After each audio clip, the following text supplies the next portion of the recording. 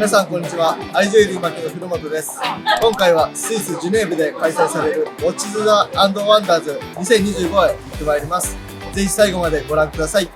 ということで4月1日から4月7日まで開催されたウォッチズ&ワンダーズ2025に参加されたということなんですが、こちらどういったイベントなんでしょうか？毎年この時期4月頃に行われている世界最大の時計の新作見本市ですね。その会場でしか見られないものもありますし、いち早く新作を見られる機会ですので、私たちも毎年参加しています。私たち普段はなかなか見ることができない新作だったりとかイベントの雰囲気っていうのもたくさんあると思うんですが、今回皆さんが動画や写真でたくさん当日の様子撮影していただいてますので、実際にその様子を見ながら皆さんからお話を伺っていきたいと思います。早速 IWC のこちらブースですかね。はい。ブースって言っても時計だけが並んでいるわけではなくて、こういった車なんかも置かれてるんですね。今年の夏に公開されるブラッド・ピット主演の F1 という映画があるんですけど、その中で IWC の時計がたくさん登場するということで、今回ブースの中に映画の撮影に使われたフォーミュラカーを展示しているんですよね。実際に使われたフォーミュラカーなんですか？そうなんです。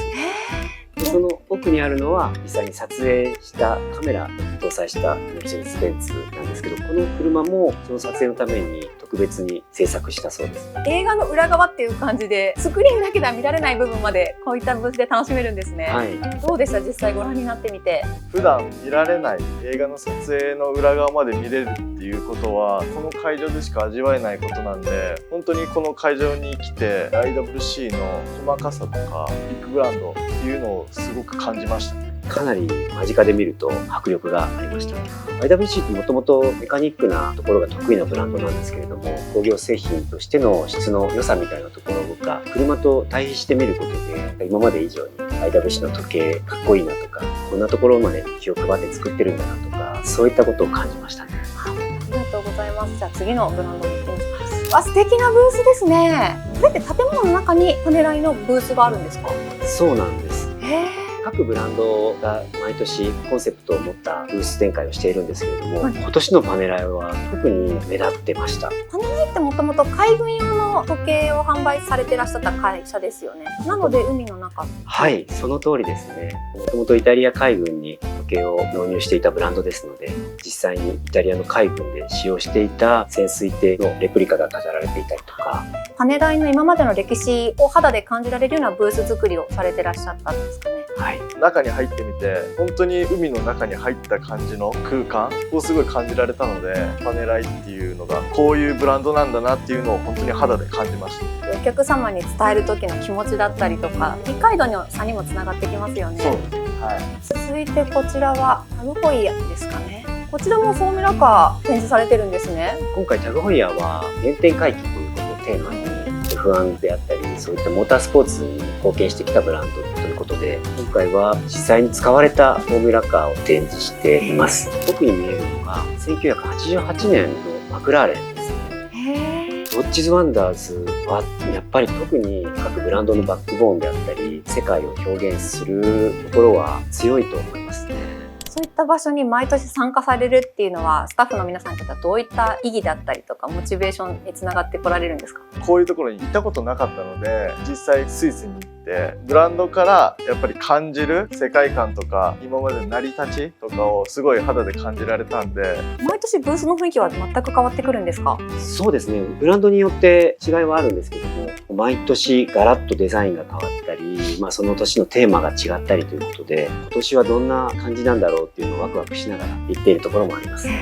そのブランドの今年1年こういった方向性だったり、こういったメッセージを伝えていくぞっていうことが、このブースを歩くだけで感じられる、そういった会場になってるんですね。そうですね。時計の新作見本市ということなので、どういった時計を皆さんご覧になってきたのかっていう部分もご紹介いただきたいなと思います。こちらはブルガリのオクトフィニッシモウルトラというモデルですね。すごく薄くないですか？そうなんです。これは三大複雑機構の一つと言われているトゥールビヨンという機構を搭載した時計として世界最薄の厚さは 1.85 ミリ。1.85 ミリ？はい、クレジットカードくらいの薄さです。ブルガリは今薄型の時計に関しては時計業界でも一二を争うブランドになっているんですけれども、今回新たなモデルが出たということでかなり話題になってましたね。ちょっと何度見てもちょっと信じられないですね、この薄さ。そうですね。ちらはシャネルの J12 に今年新色が加わったんですね。もともと J12 は黒と白の2つのカラーで展開していて、今回新素材としてブルーセラミックを使用したモデルになってます。セラミックって傷に強い素材なんですよね。おっしゃる通りです。やっぱりシャネル今まで黒と白にこだわってずっと作り続けていた中にダークブルーの素材を使ったものを出したということで、ファッションという部分でもすごく話題になってますね。特にこの時計は1時間ごとのインデックスにサファイアを入れてるんです。とてもシンプルでありながら豪華な時計になってます。実際につけてみたんです。はい、やっぱり艶消しだから輝きは少ないんですけど、ブルーなので雰囲気があるというか、大人っぽいかっこいい素材でしたのでつけたいなと思います。続きましてこちらはピアジェのアンディ・ウォーホルモデルなんですけれども、はい、こちらはメテオライトといいまして隕石を文字盤に入れています。アンディ・ウォーホルというアーティスト、1970年代にピアジェの時計を愛用していまして、アンディ・ウォーホルが愛用していたモデルの復刻版として少し前にデザインの時計が出たんですけれども、はい、今年はそれに2つの色のメテオライトを文字盤に使ったモデルが登場しました。もう1種類はこちらですね。すごく希少な時計になりそうですね。そうですよね。これはホワイトゴールドのケースにグリーンのメテオライトを使ってまして、ちょっと雰囲気がある時計ですよね。個性があるというか、なかなかないデザインだったり色味だったりするので、実物を見てこそ分かる良さっていうのがあるんですね。そうですね。ありがとうございます。今までとは少し系統が違う時計ですね。こちらはユリスナルダンの新作ダイバーエアーというモデルなんですけれども、はい、とても軽い時計です。200m 防水の防水性を備えていて、重さが 52g、テニスボールよりも軽く、卵1個分ぐらいの重さだと言ってました。で今までこんなに軽い機械式時計は世の中に存在していなかったので、衝撃的な新作でしたね。もっとすごいのは、使っている素材、もちろん軽い素材を使うんですけれども、ほとんど全ての素材がいわゆるアップサイクルされた素材となっていて、例えばチタンであったりカーボンファイバーであったり、そういったものは全て新しく作るのではなくて、回収してきたものからアップサイクルして作っていく、そういったスタートアップ企業とか市場のリーダー的な企業と組んでユリスナルダンが開発していってるんですよね。サステナブルな一本なんですね。そうですね。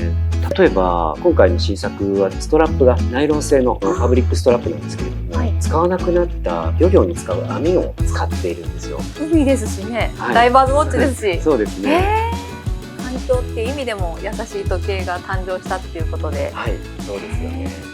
綺麗な時計ですね。こちらはパルミジャーニのはい永久カレンダー搭載のトリックというモデルですね。こちらはまず永久カレンダー搭載の時計で非常に見た目がシンプルというところが特徴なんです。永久カレンダーってものすごく複雑な機構でして、文字盤も大体ちょっと複雑になってしまうことが多いんですけれども、パルミジャーニの一つの考え方として複雑なものをシンプルに表現する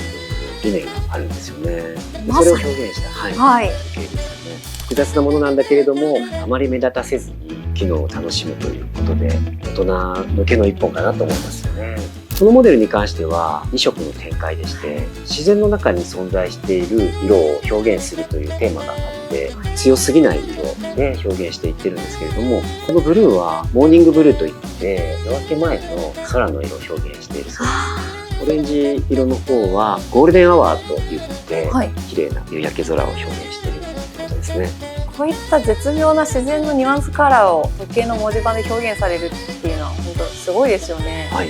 今回はお客様にこういった時計喜ばれそうだなっていうような出会いっていうのはありましたか？たくさんありましたね。はい、もうどのブランドも今年の新作すごく良かったです。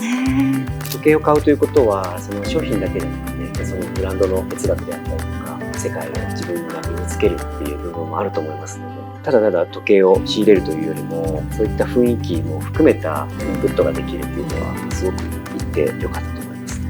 僕もやっぱり実際行ってみて実際つけれるので伝えやすいというか、お客様にこういうシンプルな時計だったらこういう方におすすめだなとか、複雑な機構であったりだったらこういう方におすすめだなっていうのをすごい想像しながら自分が試着できたので、すごいいい経験になりました。今回本当ここでしか見られない新作腕時計たくさんあったと思うんですけれども、おまけに実際入荷されるってのはいつ頃の話なんですか？その商品でバラバラにこの春から入荷をし始めて、遅いものだと年が明けてから冬頃の入荷のものなんかもあったりします。実際にお客様と接していらっしゃる皆様がこんな方に合うんじゃないかなと思って選ばれた時計がたくさん入荷されていると思いますので、はいぜひ皆さんのお店に足を運んでいただいて、皆さんに合った1本選んでいただきたいなというふうに思います。皆様からも最後一言、視聴者の皆様に向けてメッセージお願いします。今年のウォッチズ&ワンダーズで発表されていた新作はかなりいいものが多かったです。うまきにもどんどん入荷してきますので、ぜひ足を運んでください。僕は今回のスイスのウォッチズ&ワンダーズが初めての経験だったので、すごいいい経験になりました。実際行ったことをしっかりお客さんに伝えて、時計の世界観とかをすごい感じてもらえたらいいなと思っているので、ぜひ足を運んで見に来てください。ありがとうございます。また別の動画ではスイスの街の様子などもご紹介いただけるということで、皆様楽しみにお待ちください。今回の動画がいいなと思った方は高評価、チャンネル登録をお願いいたします。また腕時計に関するお悩みや質問なども皆様からのコメントお待ちしております。またこの動画の概要欄にはアイズベリーうまきの EC サイトやインスタグラム、来店予約に関する方法も記載していますので、ぜひチェックしてみてください。ではまた次回の動画でお楽しみに。バイバーイ。